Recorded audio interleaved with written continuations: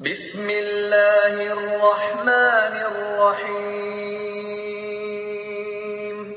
قل أعوذ برب الفلق من شر ما خلق ومن شر غاسق إذا وقب ومن شر النفاثات في العقد ومن شر حاسد إذا حسد. شروع کوم په نوم د الله چې بخښونکی او مهربانه دی. ووایه زه پناه غواړم په رب د سبا پورې د هر هغه څیز د شر نه چې هغه پیدا کړی دی او د شپې د تیارې د شر نه کله چې هغه خوره شي او په غوټو کې د پف